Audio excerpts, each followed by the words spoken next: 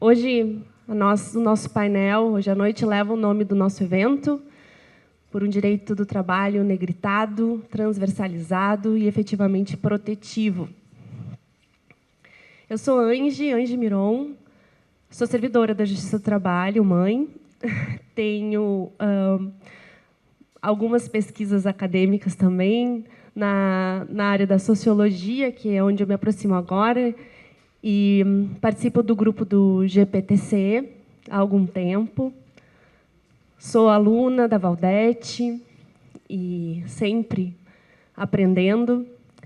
Hoje, então, é uma alegria muito grande poder estar conhecendo vários rostos também que a gente tinha só pela internet, pelos grupos. Então, é um prazer muito grande estar aqui.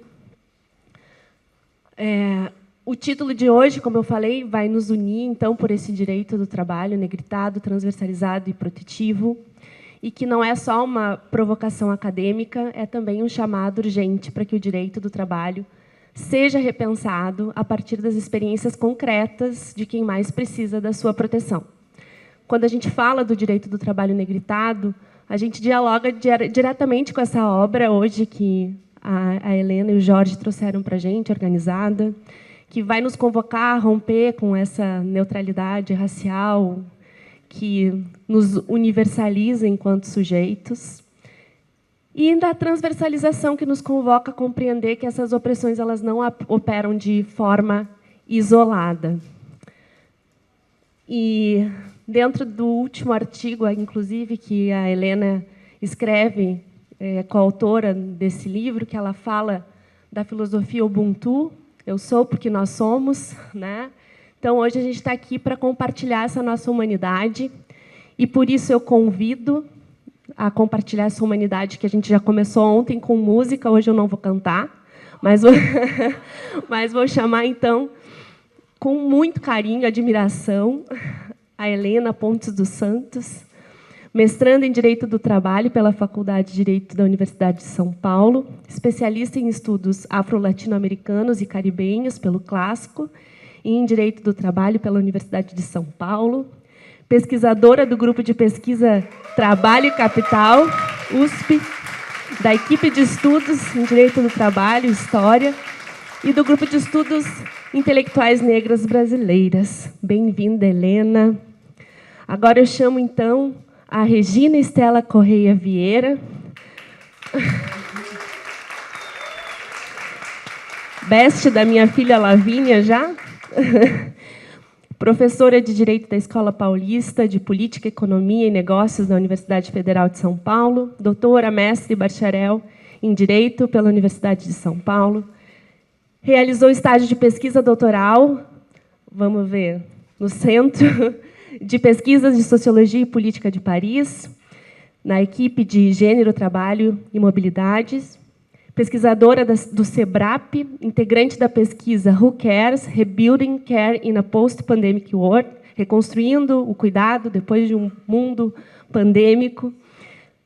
Desenvolve pesquisas em direitos sociais, trabalho e cuidado, especialmente nas temáticas de gênero e margens do mundo do trabalho. Que lindo, né?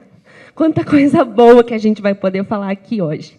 Então, sem delongas, eu passo a palavra para a Estela, então, para a Regina.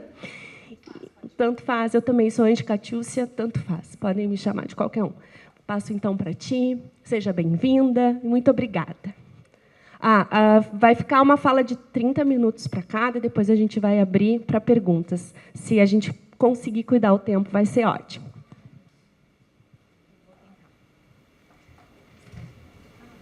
Desculpa.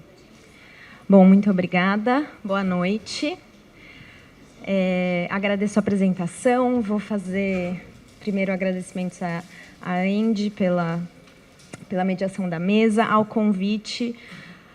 Agradeço todo o GPTC aqui da URGS, mas em especial a professora Valdete. A gente precisa memorar, né, se lembrar o quão especial é estarmos aqui hoje. Essa reunião, organizada pelo GPTC URGS, foi cancelada no passado, né? E, diante de tantas dificuldades, estar em Porto Alegre, neste dia, hoje, com vocês reunidos, é muito importante e simbólico, assim, acho que renova a nossa... Que vaso ruim não quebra? Digo, a nossa resistência e o fato de que, enfim, a gente tem essa vontade de estar junto, de compartilhar pesquisa, de conversar, de ver o que todo mundo, né, o que esses diferentes grupos tão plurais, mas que fazem o esforço de estarem juntos, de se olhar no olho, de pensar a pesquisa junto, de crescer junto. Então, acho que a RENAPED representa isso, em especial hoje coordenada aqui por todos vocês que nos convidaram, mas em especial em nome da Valdete, muito obrigada. Cumprimento minha colega de mesa, Helena, é uma honra estar aqui contigo. E peço desculpas de antemão, eu vou tentar falar o mais rápido possível, porque eu sei que nós somos a barreira entre este dia incrível e uma cerveja. Logo, não será fácil, mas tentarei fazer as coisas serem um pouco menos, com que o tempo passe um pouco mais rápido, tá? O nosso convite foi para pensarmos e falarmos sobre este direito do trabalho negritado, transversal e efetivamente protetivo.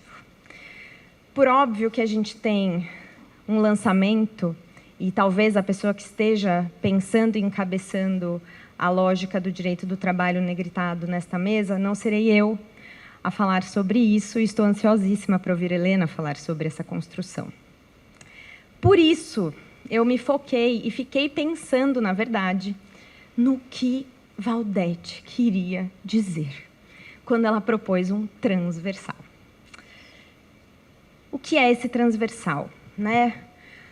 Transversal, talvez, aquilo que atravessa, aquilo que chega a nós de forma perpendicular, o que é transverso, transversal a partir da literatura da administração e da gestão pública, que é tudo que permite, né, atravessar as políticas públicas de forma transversal.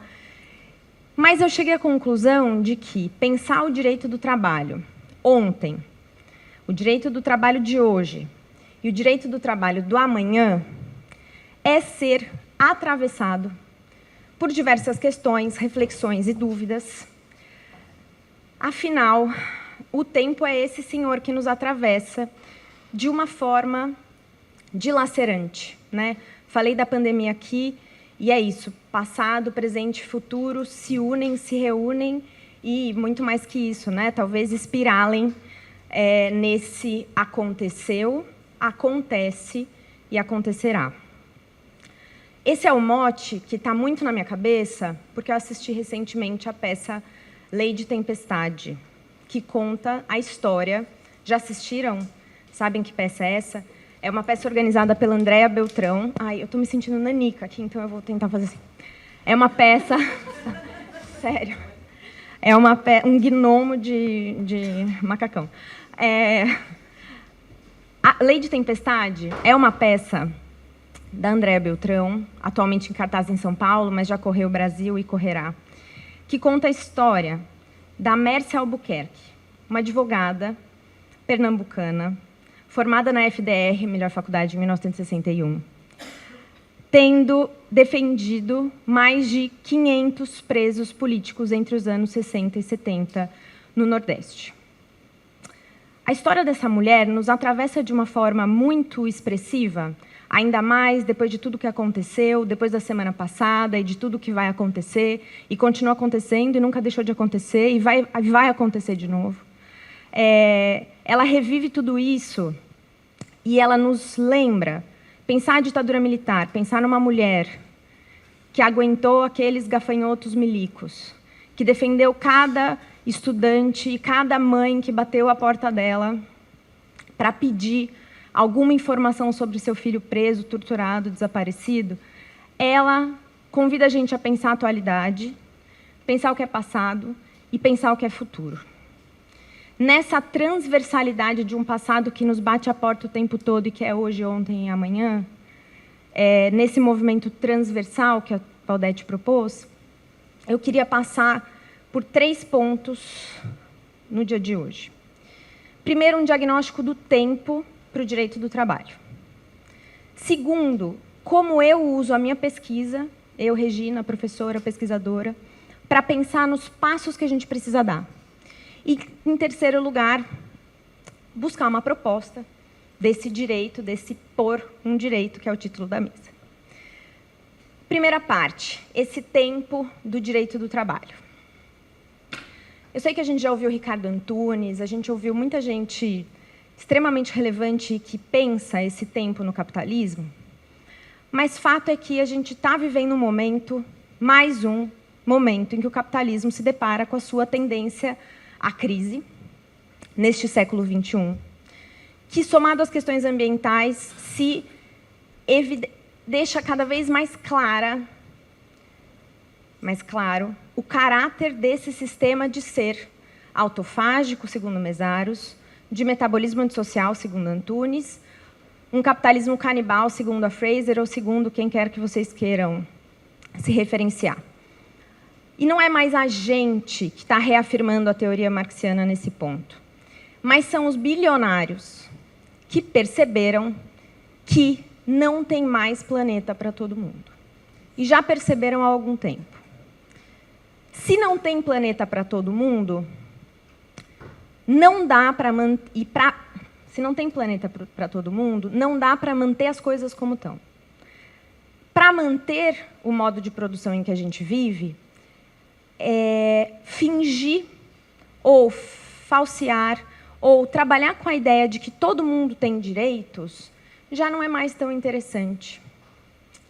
A democracia já não é mais um modelo compatível com esse sistema em vias de colapsar. E aí, para manter o controle, a gente tem visto que não faltam recursos para financiar e estimular novas autocracias mundo afora. A gente tem a Índia, a gente tem a Hungria, a gente tem os Estados Unidos e a gente tem o Brasil. Na linha do tempo, essas grandes mudanças políticas vêm acompanhadas sempre de grandes mudanças na esfera da produção e na esfera do trabalho. Eu fiquei muito preocupada quando o meu algoritmo desta semana me mostrou uma entrevista do Papa Leão XIV. Vocês viram essa notícia? E Pedro, fica tranquilo, não vou falar do Papa, vai ser uma menção apenas. Piada interna, mas teve um congresso que acabou por conta de um Papa, mas enfim, vai ser rápido. O atual Papa disse, aspas, os CEOs que há 60 anos ganhavam de 4 a 6 vezes mais que os trabalhadores, ganham hoje 600 vezes mais. Ontem foi noticiado que o Musk será o primeiro trilionário do mundo. E o Papa se perguntou, o que isso significa? O que isso representa? E se isso é a única coisa que ainda tem valor, estamos em apuros. E aí, Regina, com esse mote aconteceu, acontece, acontecerá, fiquei pensando. Menina, a última vez que um Papa que chamava Leão resolveu falar sobre desigualdade no mundo do trabalho, 20 anos depois a gente teve a Primeira Guerra Mundial. Legal, que bacana. Momento ótimo. No Tratado de Versalhes a gente teve a criação da OIT. Aí teve outra guerra, bacana também. Bom, enfim. Acho que aqui, muito mais, para não, né, enfim, pensando na farsa, como não somos os dinossauros, né, que não sabiam do cometa, é importante que a gente leia esses sinais. E, em especial, né, que a gente repense, olhe para trás e olhe para frente. A gente tem visto desde os anos 90 um sistemático ataque ao direito do trabalho que já foi mencionado na mesa anterior e nas mesas anteriores. São ataques ao legislativo, ao judiciário, rearranjos produtivos, novas tecnologias para superexploração, desmonte da Previdência, enxugamento de despesas estatais, enfim. Por mais que a gente tenha um Supremo que, até semana passada, impediu um golpe de Estado, a gente sabe que ele tem se aliado sistematicamente ao desmonte quando o tema são direitos dos trabalhadores. E como a gente pode agir? Valdete foi precursora ao nos propor um uso transgressor do direito do trabalho, diante de um discurso da flexibilização e de desmanche das normas de proteção trabalhistas. Nessa proposta e nessa busca de um direito do trabalho negritado, transversal, efetivamente protetivo, então, qual caminho a seguir? E aqui eu vou para a segunda parte, minha pesquisa.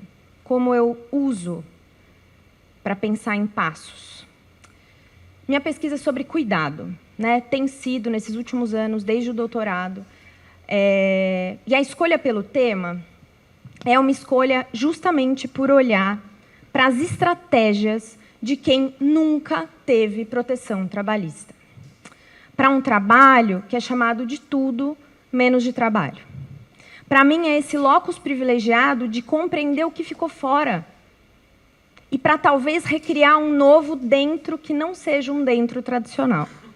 Enfim, para um trabalho que, apesar de fundamental para o capitalismo, apesar de ele ser base para que o capitalismo exista como tal, pano de fundo para o capitalismo, o direito ignorou por muito tempo. Não ignorou, ele não era totalmente visível, ele estava lá, mas estava lá de um jeito muito bem orquestrado. Como diz a Fraser, o cuidado integra parte do laboratório secreto do capitalismo, do trabalho que é expropriado, não reconhecido, tal como a natureza, tal como as colônias foram expropriadas. E o direito do trabalho, forjado no capitalismo, voltado para a proteção de uma exploração do trabalho produtivo e reprodução do sistema. Enfim, diante desse contexto, a responsabilidade por criar novas gerações se manteve invisibilizada, foi excluída do mercado, foi naturalizada. Esse trabalho é retirado de mulheres, principalmente mulheres negras, pobres, em países da periferia do capital. Esse, para mim, é o assunto que coloca o dedo na ferida do que sustenta a desigualdade na nossa sociedade, do que sustenta o capitalismo, que passa pelo mercado de trabalho, mas vai muito além dele. Ela fala sobre desigualdades de gênero, de raça, de classe, que marcam a nossa sociedade. Então, ler o direito do trabalho a partir do cuidado, para mim, foi uma forma de refletir sobre quais os passos possíveis para a nossa disciplina, para onde a gente consegue ir. E aqui há um enlace. Olhar para a luta das trabalhadoras domésticas, por exemplo, por salário, organização, qualificação, reconhecimento da carreira, ao mesmo tempo em que olhar para a luta por direitos de pessoas que cuidam, igualdade nas licenças, tempo, jornada, fim da 6x1, socialização, a criação de instituições para o cuidado de mais velhos, mais jovens. Tudo isso faz a gente pensar em um desafio central. Por um lado, na necessidade da gente avançar em termos de direitos postos no papel. Então, a gente teve, por exemplo, a Lei Complementar 150, enfim, né, que representou um avanço a partir da emenda constitucional, mas uma série de retrocessos, uma desesperança do movimento de trabalhadoras domésticas que confiava muito nessa luta por direitos que elas organizaram durante tantas décadas. A gente tem hoje debate por licença-paternidade que tem avançado, por incrível que pareça, ou pelo menos em teoria na Câmara, enfim. É importante a gente falar desses passos na consolidação de direitos, mas também falar na garantia da aplicação desses direitos, que muitas vezes não o são, na proteção que não é feita, no fazer valer essa aplicação. E a efetividade ou não efetividade da norma expressa um desafio ainda maior, que é o desafio pelo reconhecimento.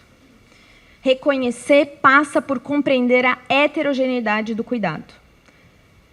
As diferenças de gênero, as diferenças de raça, o fato de que todos precisamos dele, apesar da gente não reconhecer o tempo todo. Né? Estamos aqui muito bem nesse momento. É o não cuidado que faz falta, muito mais do que o cuidado. Mas muitos de nós, ou todos nós, usaremos do cuidado e ofertaremos cuidado também em momentos diferentes da nossa vida. Ele é obrigação e dever. Ele envolve sentimentos, dos melhores aos piores, da maior doação até a maior ódio, quando o seu esforço de cuidado não tem a representação na pessoa que recebe cuidado. Ele é muito inconstante, assim, as emoções do cuidado são muito à flor da pele. Ele incorpora diversas tarefas de atenção, direta e indireta, desde fazer comida, assear um corpo, dar banho, limpar uma casa. Ele pode ser contratado, mas 80% dos lares brasileiros não têm condições de contratar cuidado. Logo, ele é distribuído entre mulheres. As pessoas que exercem o cuidado são, em maioria, mulheres, e em maioria, mulheres negras.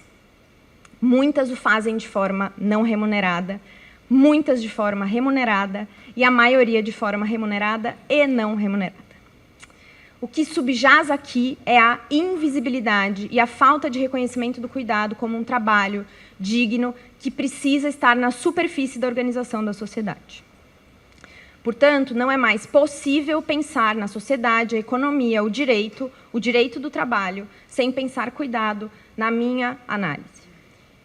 E, para lidarmos com as desigualdades que subjazem esse trabalho, a gente precisa pensar em meios de redistribuir e desfamiliarizar o cuidado.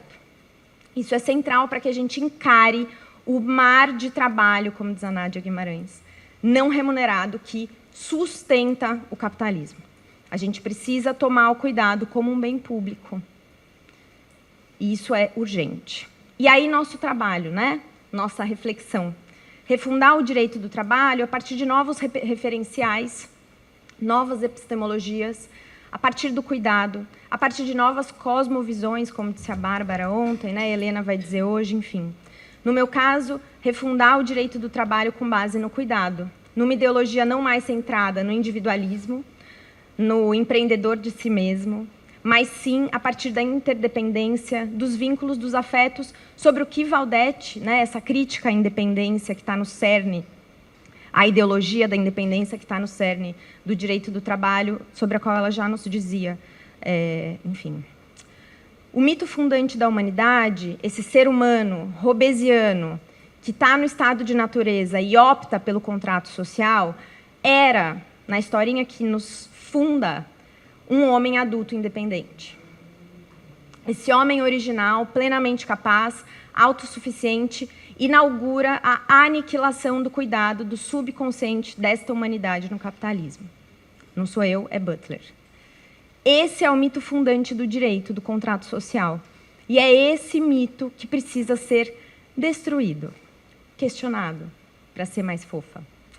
Eu acredito nessa base do cuidado e que esta base pode nos ajudar a rearranjar o mundo radicalmente. Esse processo não vem sem resistência, não vem sem fogo amigo e fogo inimigo. O cuidado tem sido muito usado pela direita. Damares fala de cuidar, né? O Ministério das Mulheres e da Família. Mas não é esse cuidado radical, desfamiliarizado, redistribuído, de forma nenhuma. E o feminismo muitas vezes é apontado como antimarxismo quando fala de cuidado. E não se trata disso, né? Se trata, talvez, de somar ou outras coisas. Ainda assim, último passo, e eu concluo. A proposta de luta coletiva. A gente está num período de grande desesperança e individualismo. O cuidado chama a gente a pensar no coletivo, mas é importante que a gente trabalhe o não derrotismo nas nossas cabeças, em todas as áreas. Eu tenho usado e tenho pensado muito num texto do David Graeber, que é controverso, mas o texto é muito bom, para olhar essa trinca passado, presente e futuro. O Graeber, ele diz nesse texto que a nossa geração, a geração que cresceu ali no século XX, final do século XX, para nós prometeram todas as maravilhas da tecnologia, desde carros voadores até colônias em Marte, né? Redução de longas distâncias. Eu achava que eu ia poder ir para o Recife todo final de semana, em 1 hora. Isso não aconteceu. Nos prometeram que as longas jornadas de trabalho seriam substituídas por tempo de lazer. O que aconteceu dali para hoje foi o capitalismo pisando no freio pós-Guerra Fria. Ninguém mais vai tanto para a Lua, não tem mais guerra espacial, o Star Wars ficou para depois. As tecnologias reais, depois da corrida espacial, se tornaram tecnologias de simulacro. Realidade virtual. A gente acha que é o máximo ter o computador e o celular na mão, as redes digitais. E isso não é à toa. Eu falei lá na frente que os bilionários, lá anteriormente, né, os bilionários estão investindo em nos sedar, porque não tem mundo para todo mundo. A inovação tecnológica disruptiva abre caminho para mudanças estruturais disruptivas, inclusive no sistema econômico.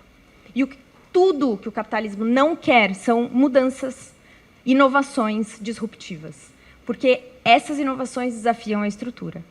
Então, é muito melhor que a gente ache muito legal você se conectar distante com outras pessoas, se conectar, enfim.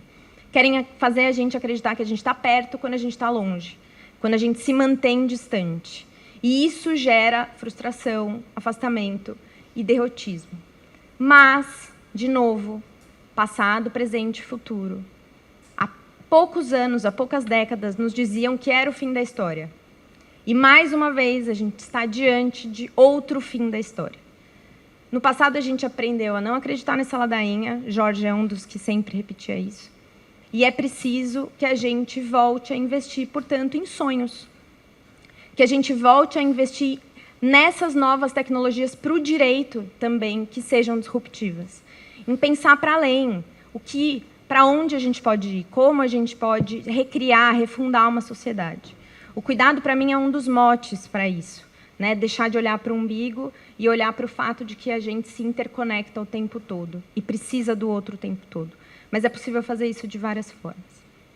Logo, aconteceu, acontece e acontecerá é um mote que nos chama para pegar o que a gente tem hoje nas nossas mãos e pensarmos juntos rumos para tudo isso. Enfim, obrigada.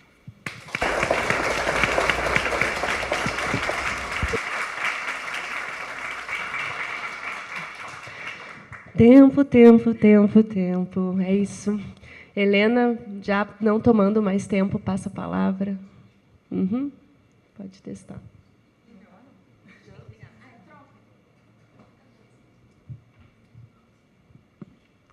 Obrigada. Bem, boa noite a todos, todas e todes. Gente, boa noite. Bom, eu vou iniciar fazendo uma audiodescrição. Eu sou uma mulher negra de pele clara, com cabelos trançados na cor vermelha, compridos até a cintura.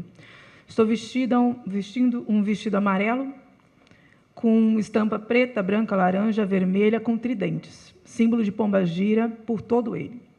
E nos ombros um pano marrom como um chale. Peço licença para saudar a força que, pelo dia de hoje, quem rege é Odé, para que sejam nossas trocas aqui frutíferas e fartas. Saúdo a força de Pombo Nigila, guardiã das encruzilhadas, que abre caminhos, rompe bloqueios, abre as portas de acesso e comunica os mundos. Que sua energia firme nos guie para transformar as encruzilhadas de trabalho em espaços de encontro de ideias e caminhos abertos. Cumprimento a organização deste importante encontro nas pessoas da professora Valdete Souto Severo e de Francine, também à Universidade Federal do Rio Grande do Sul e ao Grupo de Pesquisa Trabalho e Capital da URGS, que acolhem este encontro anual que nos é tão caro.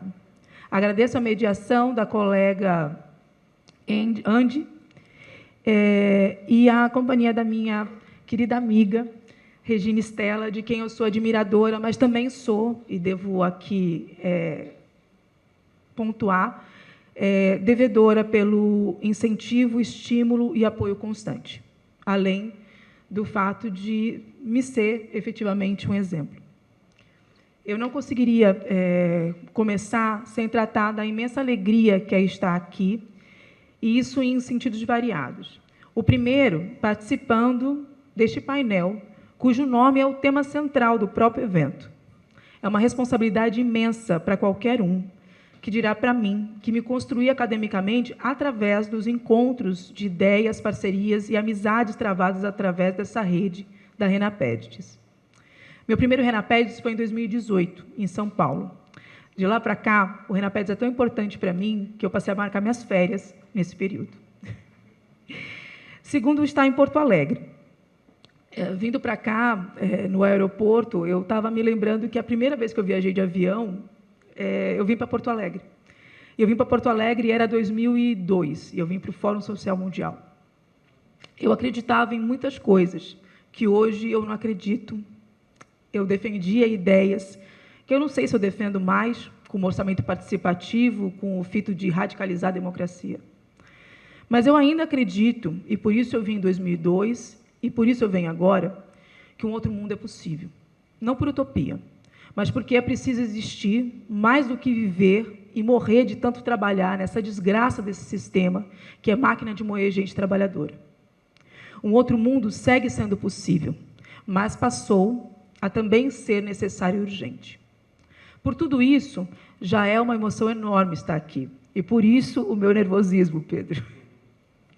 Mas, eu estou em Porto Alegre.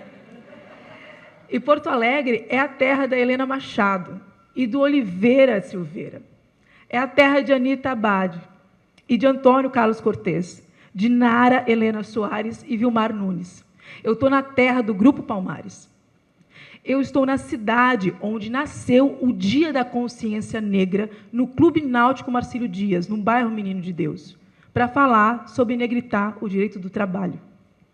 Essa cidade negritou o Brasil, quando seus militantes do movimento negro, a partir das contribuições de intelectuais como Edson Carneiro e Clóvis Moura, reivindicaram a agência das pessoas negras no processo de resistência e combate à instituição chamada escravidão, propondo uma alternativa a ela, o quilombo, e pautando assim, em resposta ao 13 de maio, que exalta a figura da branca salvadora e a pacificadora da rebeldia negra, a figura de Zumbi. O 20 de novembro resgata a ideia de que, ao processo de escravização, houve resistência à agência negra, a quilombagem. A efervescência iniciada aqui em Porto Alegre e em outros lugares do Brasil deram origem ao movimento negro unificado, movimento em que milito. Esse movimento, que em 1988 denunciou que a abolição era uma tentativa de roubo de fala do povo negro, um mito. E o GPTC é isso, é o combate a mitos, e é isso que a gente vai conversar hoje. Essa abolição, do modo como ela se deu, foi e é incompleta, pois, como o Movimento Negro Unificado da Bahia colocava em faixas, em outdoors, em protesto, a princesa esqueceu de assinar nossa carteira. No Brasil, a abolição foi uma conquista arrancada pela força e organização do povo negro, mas de modo incompleto e muito rebaixado pela classe dominante. Passadas décadas daquela denúncia e mais de um século da chamada abolição, os dados mostram que não é exagero dizer que a abolição da escravização no Brasil foi e segue sendo uma farsa, um mito, e isso molda o caráter do direito em geral e do direito do trabalho em particular, que assume o papel de mecanismo central no projeto de imobilismo social da parcela negra da classe trabalhadora. Essa formulação que apresento nasce de diálogo direto com a crítica de Clóvis Moura, que, em Negro, de Bom Escravo a Mau Cidadão, Sociologia do Negro Brasileiro e Estratégia do Imobilismo Social contra o Negro no Mercado de Trabalho, definiu o imobilismo social como estratégia das classes dominantes para bloquear o acesso da população negra aos espaços de mobilidade e cidadania. Moura mostrou que, desde a abolição inconclusa, o aparato jurídico e institucional brasileiro foi moldado para impedir que a massa negra trabalhadora pudesse ascender, canalizando-a para postos precarizados e socioeconomicamente desvalorizados. O que proponho aqui é uma atualização dessa leitura mouriana para o campo jurídico.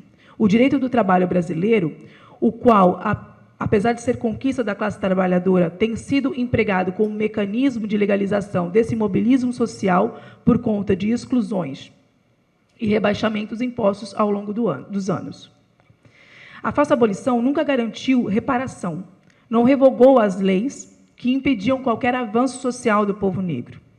A Lei Áurea, bem como as leis imperiais e republicanas, nunca foram e não são para garantir igualdade de oportunidades entre pessoas brancas e negras. Olhando para a consolidação das leis do trabalho de 1943, fruto da luta operária, vemos que ela não foi neutra. Delimitou a cidadania trabalhista aos trabalhadores e trabalhadoras brancos urbano-industrial.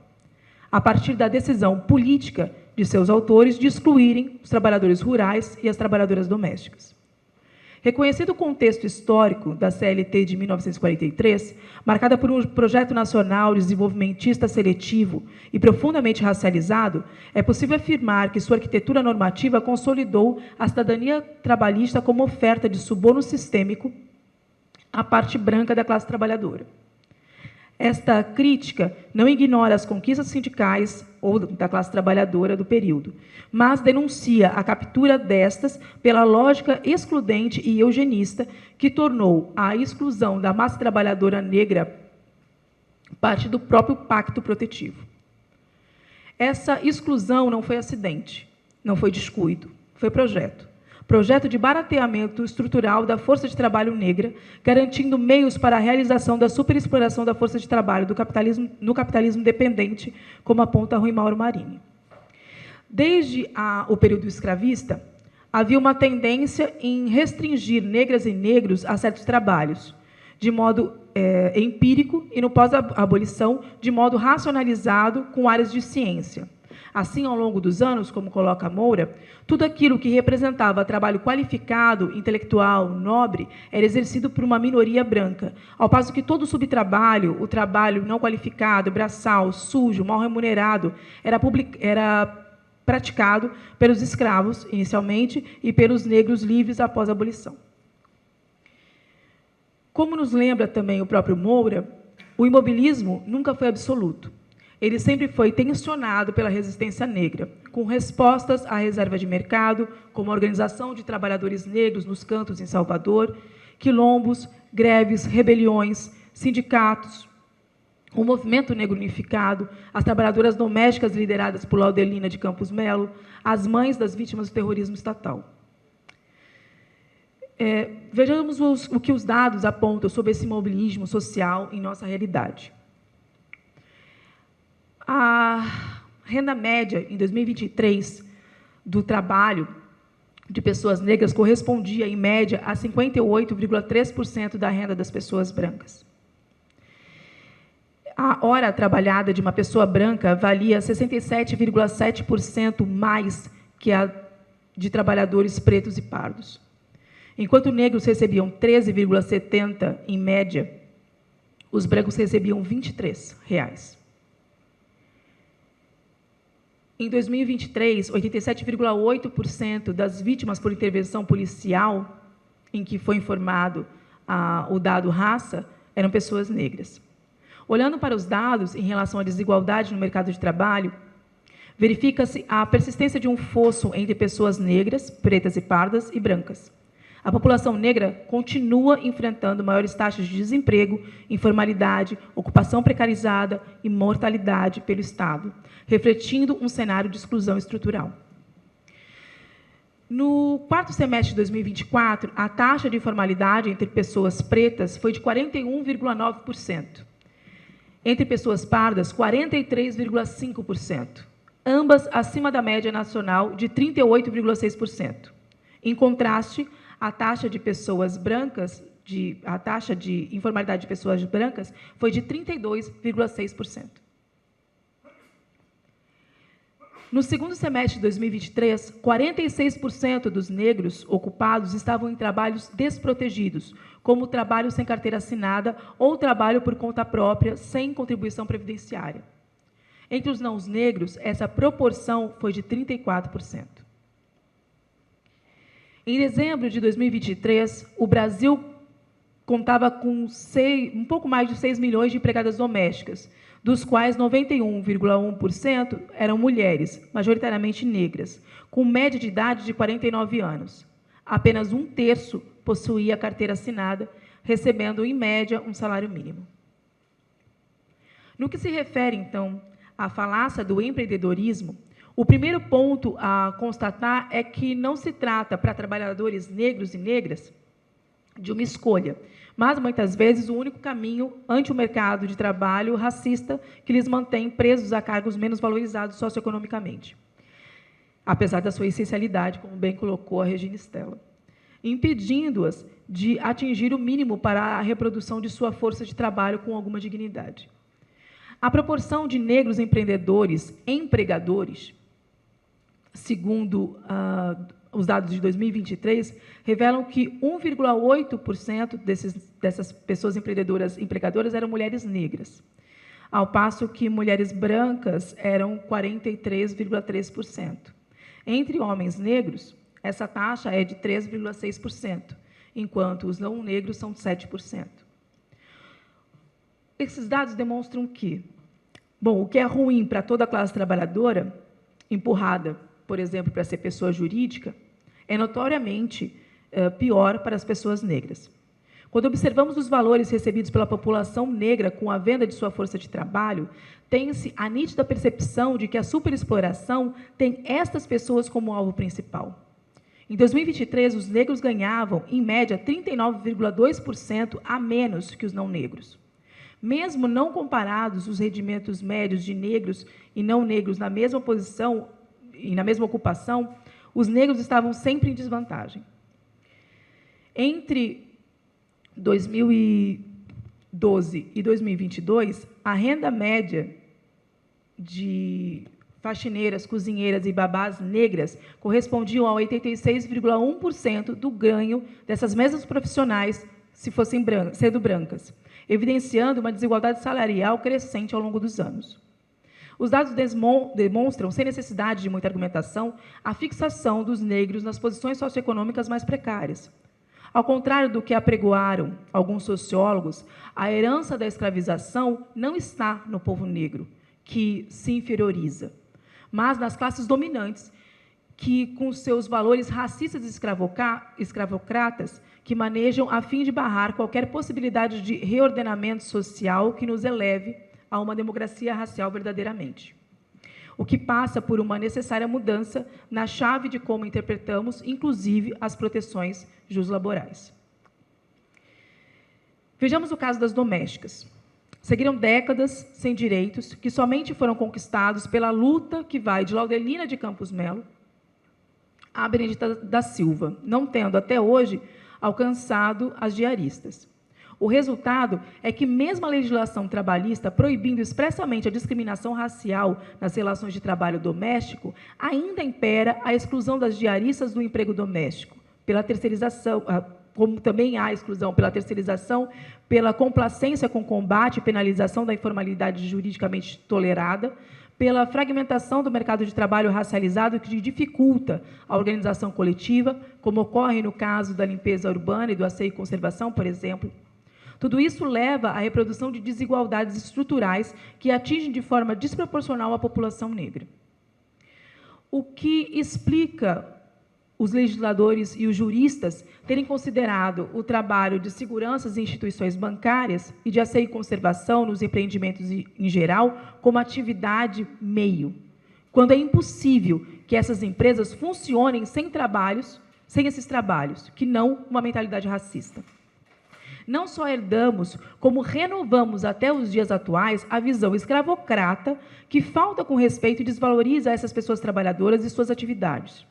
É um modo de discriminação institucionalizada, assim como uma seletividade jurídica, cuja função primordial é de perpetuar o lugar historicamente subalternizado dos corpos negros no mundo do trabalho, sem carteira assinada, sem direitos, descobertos de proteção trabalhista de fato. A crítica aqui apresentada não se volta ao direito do trabalho enquanto campo normativo com vocação protetiva, mas à sua conformação histórica no Brasil, marcada por escolhas seletivas que o colocaram a serviço de uma política de mobilismo social racializado. O problema não é a proteção em si, mas sua administração política, sempre seletiva e racialmente orientada. Clóvis Moura mostrou que a estratégia das classes dominantes sempre foi bloquear a mobilidade social da população negra, confinando-a a posições subalternas, nas franjas. O direito do trabalho nasceu com uma vocação protetiva, mas, no Brasil, essa vocação foi sequestrada, rebaixada e seletivamente aplicada. Ocorre que isso não foi suficiente para que o capital, em momento de crise como o atual, poupasse a camada da classe trabalhadora branca da precarização que busca expandir. Primeiro, eu gostaria de chamar a atenção para como esses mesmos membros do Judiciário que votam e decidem hoje contra a classe trabalhadora no STF, são os mesmos que se dizem defensores da democracia e que também reivindicam-se antirracistas, clamando alguns publicamente para que o Executivo nomeie a primeira juíza negra do STF. Reconhece discursivamente, nesse espaço, a importância de indicar uma ministra negra e de se combater o racismo institucional através da construção, no CNJ, de protocolo de julgamento com perspectiva de raça, mas, no campo fático, decide-se contra o povo negro. O tema 1389, que quer ampliar a pejotização, é um exemplo, mas não é o único. As recentes decisões do STF universalizam para toda a classe trabalhadora aquilo que antes era imposto às minorias políticas. O que fazem os tribunais ao inventarem a permissão à intermediação da força de trabalho em terceirização de atividade meio? E o que faz o STF ao ampliar a possibilidade de intermediação da força de trabalho para toda e qualquer atividade, ampliando a terceirização por consequência? E quando a retirada de competência da Justiça do Trabalho, da análise de fraudes e que transforma empregadores em pessoas jurídicas, empregados em pessoas jurídicas.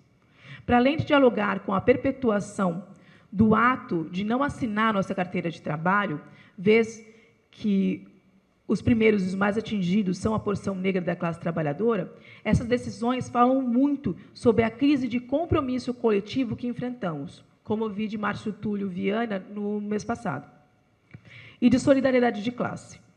Precisamos, pois, assumir que a culpa de todo o rebaixamento que se tem verificado na rede de proteção social não é exclusiva dos tribunais, como vem apontando Souto Maior. Afinal, estamos aqui, prestes à pejotização irrestrita, mas eu lhes pergunto, o que foi feito coletivamente pelos juristas trabalhistas quando foi aprovado a Lei Salão Parceiro? O que era, afinal, a Lei Salão Parceiro, se não isso, legalização da pejotização? Em 2018, escrevi, em coautoria com Cláudio Urano, o artigo Avonização das Relações de Emprego, um estudo acerca das manobras precarizantes do capital, tendo as trabalhadoras como seu primeiro alvo.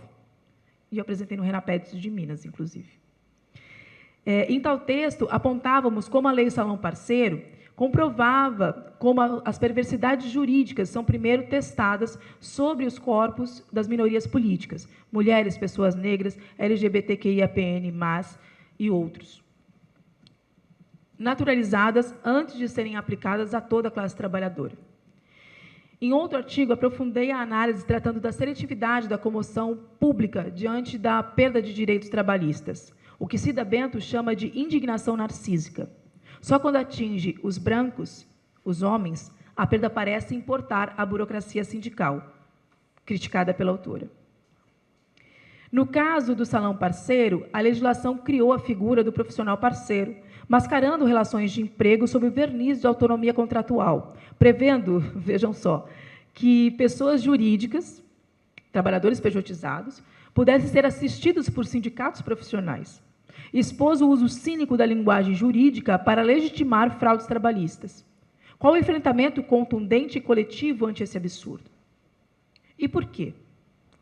Bem, estamos em crise. Como colocou o Márcio Túlio Viana, se o sindicato está em crise, o direito está em crise. Mas as redes sociais estão bombando.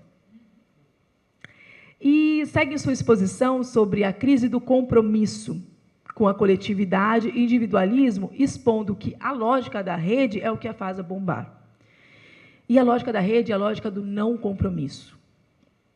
Essa é a lógica ocidental e que, apesar de potencializada em termos de redes sociais, não é nova.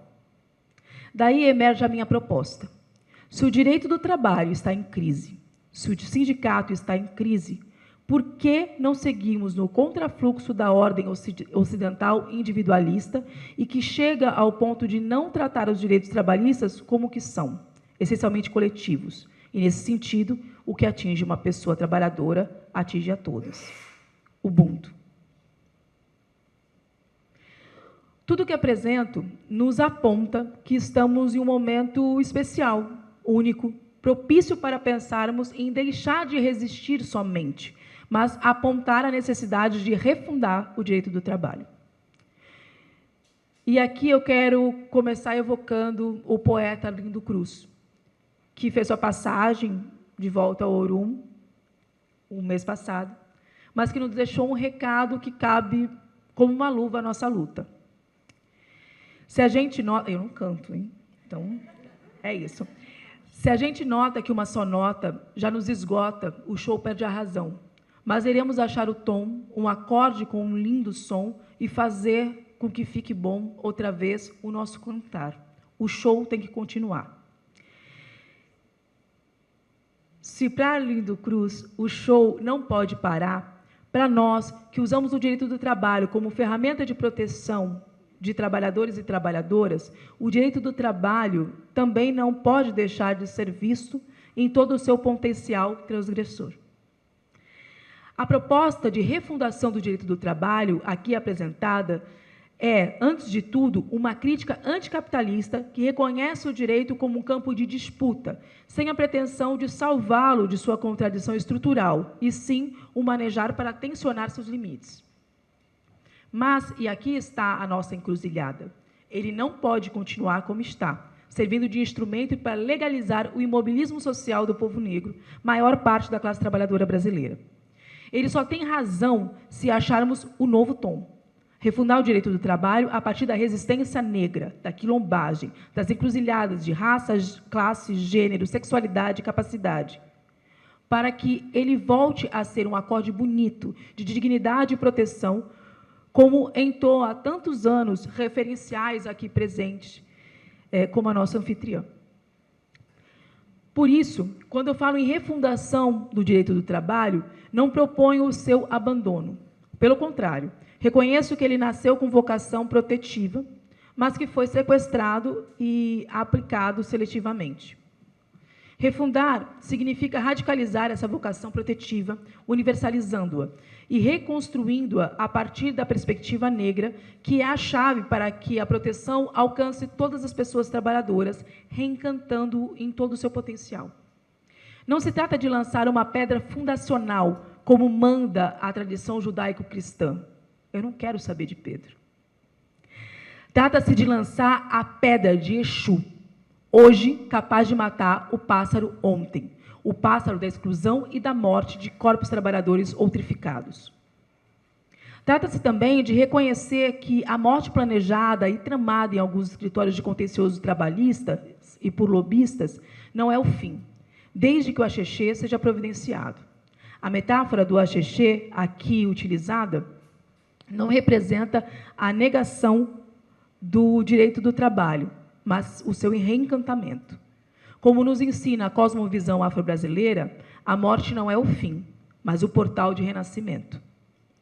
Aos que pretendem assistir ao enterro da ordem jurídica trabalhista e que anseiam pelas nossas lágrimas, mais uma vez, devemos surpreender com o renascimento reencantado do direito do trabalho enquanto direito das pessoas trabalhadoras, centrando na reparação, no caráter protetivo de nossa vida humana frente ao capital e garantidor do bem viver. Para tanto, ele deve ser calcado na encruza, entoando os seguintes pontos. Reconhecimento da abolição inacabada. A CLT de 1943, ao excluir trabalhadores rurais e domésticos, institucionalizou o imobilismo social contra negros e negros. Refundar o direito do trabalho exige assumir que, sem essa reparação coletiva, não há abolição real. Reparação como fundamento jurídico. Toda legislação trabalhista deve partir do princípio de que o povo negro, sobretudo as mulheres negras, foi mantido por séculos em postos precarizados. Não se trata apenas de proibir discriminações formais, mas de reconhecer e desfazer o racismo estrutural inscrito nas próprias leis, como um mecanismo de reparação coletiva.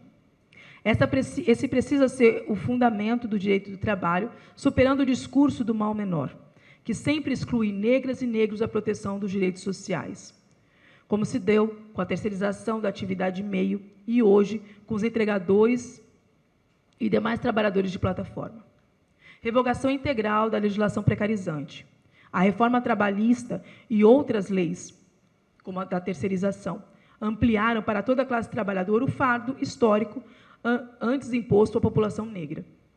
Sua revogação integral é condição de possibilidade de refundar o direito do trabalho. Direito do trabalho como direito essencial e efetivamente coletivo. Para materializar isso, o direito do trabalho deve ser compreendido como instrumento de proteção coletiva da vida de todos diante da ganância do capital, enraizado nos valores da solidariedade, da ancestralidade, do bem-viver afro-indígena. Representação sindical a partir do pressuposto da unidade da classe trabalhadora, superando a noção de categorias que, na verdade, serve à segregação racial. O sindicalismo de Estado, que fragmenta a classe trabalhadora em categorias, serviu e serve à fragmentação da classe e ao imobilismo social de negros e negras, isolando-os em sindicatos de menor poder de negociação ante a desvalorização de seus trabalhos socioeconomicamente. Pautar a representação sindical com base na unidade de classe é, ao mesmo tempo, retornar aos valores da quilombagem presente das primeiras organizações de trabalhadores, como os cantos, os padeiros do Rio de Janeiro e os estivadores, superando a divisão presente no seio da classe que vive da venda da força de trabalho. Aqui se insere a ideia do axexê, que a classe dominante não espera. O enterro de um direito do trabalho manejado para ser excludente, para fazer renascer, reencantado, o direito das pessoas trabalhadoras. Nesse processo, é essencial trazer a ênfase na transversalidade, assim como Nesse processo, é essencial trazer a ênfase na transversalidade e compreender que negras e negros não existem apenas em maio e em novembro. Também não servimos apenas para falar de racismo em datas específicas ou em mesas temáticas. A questão racial precisa atravessar todos os debates, todos os espaços, todos os dias no direito do trabalho. Precisa ser permanente. O mesmo se diga quanto a todo o povo de encruzilhada. Todo o povo da encruzilhada de gênero, raça, classe, sexualidade e capacidade. É a refundação de um direito do trabalho afrocentrado que assume a abolição inacabada e a superexploração racial como seu ponto de partida, bem como os valores da comunidade da solidariedade de classe. O que proponho é a reparação coletiva a partir do reconhecimento do uso deturpado do direito do trabalho como ferramenta que vem servindo ao imobilismo social de pessoas negras trabalhadoras. Sem reparação coletiva, não haverá nunca uma abolição real. Sem reparação coletiva, não chegaremos nunca a uma democracia real. Sem reparação coletiva, não há direito do trabalho negritado, transversalizado e efetivamente protetivo. Sem reparação coletiva, o que há é um direito do trabalho que não protege a maioria da população. Uma refundação não é negar a tradição protetiva, repito, mas radicalizá-la a partir da perspectiva negra, para que não se perca a razão, para que o canto coletivo da classe trabalhadora não se esgote. O que propomos aqui é achar um novo tom, refundar esse direito a partir da encruzilhada raça, gênero, sexualidade, capacidade e classe, para que ele seja, finalmente, um acorde bonito, coletivo, protetivo. Como escreveu Oliveira Silveira, no hino do Rio Grande do Sul, não basta ser forte e bravo. Se a estrutura quer nos ver escravizados, é preciso mais do que força. É preciso ser aguerrido, refundar, transformar. Mas não basta para ser livre, ser forte, aguerrido e bravo. Povo que é lança e virtude, a clave quer ver escravizado. O momento exige radicalizar o discurso. O direito do trabalho deve reassumir seu caráter protetivo e nós tensionar seus limites nesse sistema capitalístico. Porque o show tem que continuar, mas não qualquer show. Façamos o show da dignidade, da reparação e da vida finalmente que merece ser vivida, com bem viver para todos, todas e todos e cada pessoa trabalhadora. Muito obrigada.